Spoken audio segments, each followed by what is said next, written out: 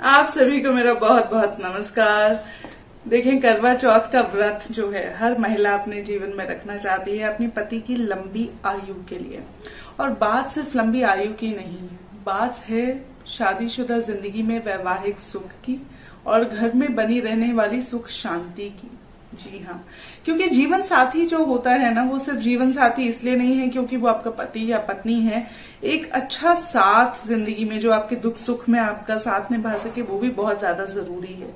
तो इस तरह की हार्मनी पति पत्नी के बीच में बनी रहे, आज उसके बारे में बात करेंगे करवा चौथ के बारे में। उसका मुहूर्त क्या रहेगा, पूजा कब होगी, उसकी पुराणों में या हमारे हिंदू धर्म ग्रंथों में कहाँ उसका मेंशन मिलता है, क्या उसकी महत्ता है, और ज्योतिष में ये इतना खास क्यों है। जी हाँ, शुरुआत कर लेते हैं। देखें, ज्योतिष में ये इतना खास क्यों है। ज्योतिष में करवा चौथ को कर्क चतुर्थी भी कहा जाता है, जो कि कार्तिक मास की कृष्ण पक्ष की चतुर्थी तिथि को रखा जाता है। अब देखें, जो ज्योतिष थोड़ा सा भी जानते हैं, जिनको थोड़ा सा भी ज्ञान है, कार्तिक मास 8वां मास होता है हिंदू कैलेंडर में, और कृष्ण पक्ष वो होता है जब चंद्रमा जो है धीमे धीमे अमावस्या की ओर बढ़ रहे होते हैं। और चौथी तिथि यानी कि कर्क चतुर्थी जिसे हम कहते हैं, कर्क राशि भी कहें या हम कहें कि करवा, जिसको हम मिट्टी का पात्र कहते हैं जिसमें पानी होता है, कहीं ना कहीं ये जल का प्रतिनिधित्व करने वाली बात है। और देखें, इस रात को कृष्ण पक्ष भी जिसे कहा जाता है कि जल की वो एक जल का पक्ष होता है, उजाले का पक्ष होता है, सूर्य वाला एक होता है जो डार्क होता है, जिसे हम जल का पक्ष कहते हैं।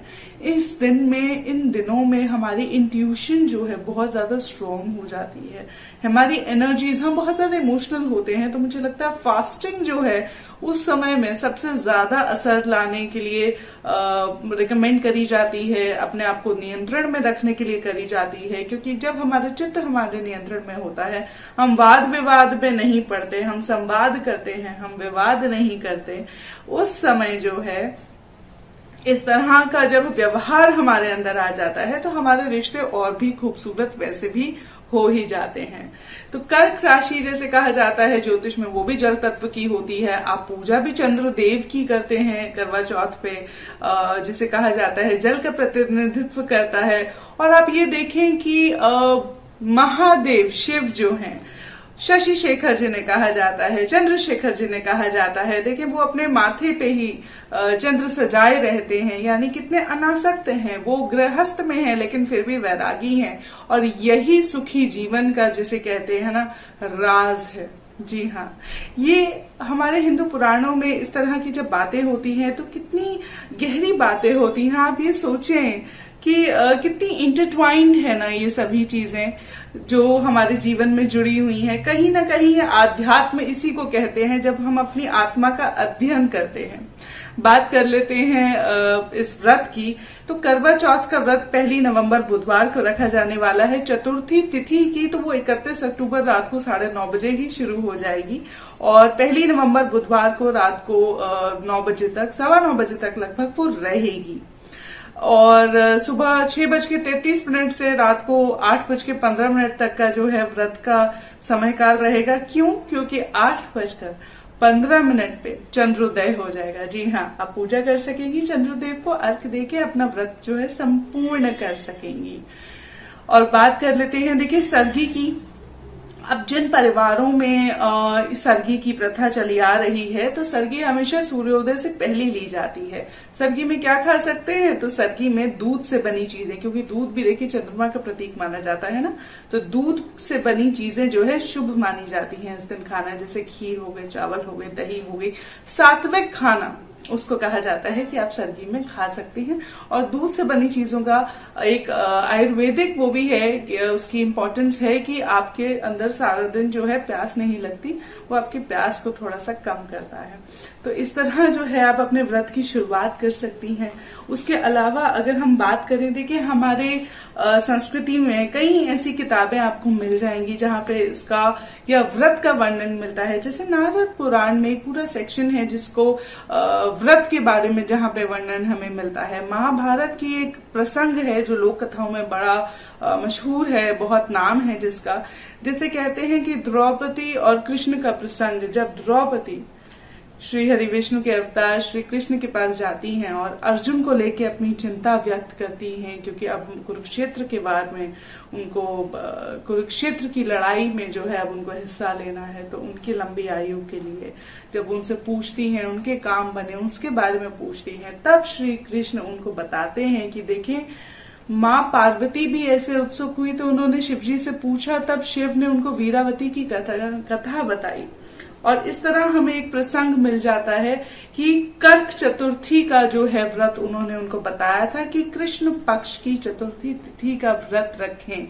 जी हाँ, और इस दिन के व्रत की महत्ता हमें और भी बहुत जगहों पे मिल जाती है, और खास तौर पे हमारी श्रुति परंपरा में सुनने में ऐसा बहुत कुछ आ जाता है, जहाँ पे कई बार इस दिन का व्रत जो है रिकमेंड किया जाता है, कहा जाता है कि इस दिन आप व्रत रख सकते हैं। अब बात देखें आते हैं उपाय की, तो उस दिन भी आप ये जरूर करिएगा कि चंद्रदेव की पूजा तो आप करेंगे, मन का नियंत्रण जरूर रखेंगे, लेकिन माँ दुर्गा को आप श्रृंगार अर्पित करके और उसके बाद पूजा करने के बाद जो है आप उसी श्रृंगार को यूज करके, इस्तेमाल करके जो है आप अपने दिन की दिनचर्या को रेगुलर कर सकते हैं। जब आप ऐसा करेंगी तो आपको उसके और फल जरूर देखने को मिलेंगे। देखिए, मंगल ग्रह नक्षत्रों की भी जब बात हम कर लें तो इस दिन चंद्रमा मंगल के नक्षत्र में रहेंगे, तो मंगल की जो अच्छी ऊर्जा है उसको हम लाल रंग के रूप में ओढ़ते हैं, क्योंकि वो कहते हैं ना कि हमारे अग्नि तत्व का कारक है, तो हमारे घर में धन संपदा भी बढ़ाता है, माँ दुर्गा की पूजा करी जाती है। लेकिन मंगल की नेगेटिव एनर्जी से दूर रहना चाहिए, यानी कि वाद विवाद में नहीं पड़ना है, संवाद करना है।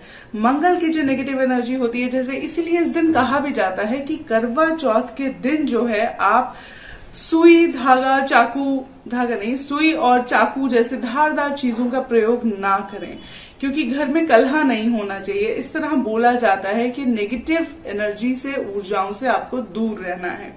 यहाँ तक कि अपने मन में भी कोई ऐसे निराशावादी नकारात्मक विचार नहीं आने देने हैं, कोई कलह, वाद विवाद से बचना है, निराशा से बचना है। देखिए, आप खुद को निराशा से जब बचाएंगे तो आपका पूरे घर में भी सुख रहेगा, क्योंकि आप सुखी रहेंगी या आप सुखी रहेंगे तो आपके परिवार में भी तो सुख होगा।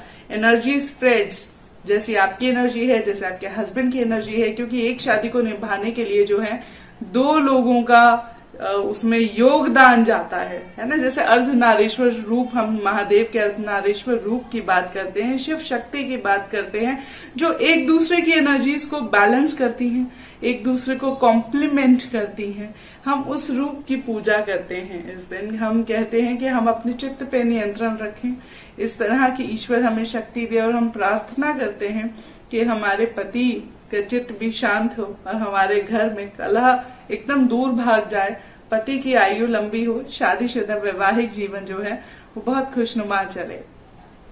अब बात आती है, देखें हमने अभी बात जो करी मुहूर्त की, अगर मैं बता दूं फिर से एक बार दोबारा कि सुबह 6:33 पर जो है सूर्योदय हो जाएगा, चंद्रोदय जो होगा 8:15 पर होगा। तो ये जो रहेगा व्रत का काल रहेगा, तिथि जो है वो 31 अक्टूबर को रात को 9:30 बजे ही लग जाएगी और 1 नवंबर को रात को 9 बजे तक रहेगी। पूजा का समय 5:36 का रहेगा। जी हाँ, शाम का, सायंकाल का जो है पूजा का समय है, और उस समय आप उस दौरान पूजा कर सकते हैं। लेकिन उसके अलावा भी अगर हम बात करें, एक उपाय मैं आप सबसे जरूर बांटना चाहती हूँ कि उसके अलावा भी आप कृष्ण पक्ष की, अगर आप अपनी शादीशुदा जिंदगी में कलह, अगर बहुत ज्यादा वाद विवाद होते हैं घर में, बहुत ज्यादा नेगेटिव एनर्जी रहती है, बात बात पे लड़ाई झगड़ा, इस तरह बातें होती हैं, तो मनमुटाव बढ़ जाते हैं, उसको दूर करने के लिए आप क्या कर सकते हैं? आप कृष्ण पक्ष की अष्टमी को अगर हो सके तो व्रत रखें, अगर ना रख सके तो माँ दुर्गा की पूजा करें, उनको श्रृंगार अर्पित करें, और उसी श्रृंगार को लगाकर, इस्तेमाल करके, जैसे इत्र हो गया, सिंदूर हो गया, बिंदी हो गई, उसको जो है अपने रेगुलर दिनचर्या में करें। ऐसा 8 कृष्ण पक्ष की अष्टमियों पे करके देखें। 8 महीने लगेंगे, महीने में एक व्रत वो आएगा।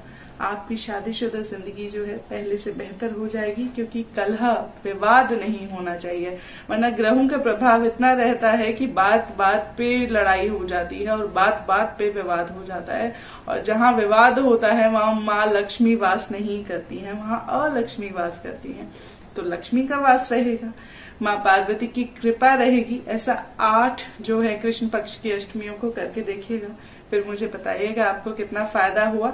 और यही चीज आपको करवा चौथ पर भी करनी है। करवा, एक बात बताती हूँ, करवा जिसे अर्दन पॉट कहते हैं ना, मिट्टी का घड़ा जिसमें पानी भरा होता है। करवा चौथ, चौथी तिथि, कर्क चतुर्दशी कर्क चतुर्थी इसे कहते हैं, माफ कीजिएगा। तो ये देखिए कितनी जुड़ी हुई चीजें हैं मिट्टी से, पानी से, क्योंकि हम अपने नेचर से, अपने एनवायरनमेंट से, वर्ल्ड से ही जो है सारी एनर्जी लेते हैं, सारी इंस्पिरेशन लेते हैं कि हमें मिट्टी की तरह कोमल और शांत रहना है, जल की तरह एकदम हर सिचुएशन में बहना है। तो कर्क चतुर्थी पे आप ये व्रत जरूर रखें, अगर आप रख सकें तो। अपने मन के लिए रखें, चित्त को नियंत्रण में रखने के लिए रखें, अपनी शादीशुदा जिंदगी के लिए माँ दुर्गा से आप पूजा प्रार्थना करें। आपके लिए यह दिन मंगलमयी हो। नमस्ते, मैं हूँ श्रुति, आपसे फिर मिलूंगी दोबारा किसी दिन एक और टिप लेके, और उसके बारे में और शायद महत्ता बताने के लिए। नमस्कार।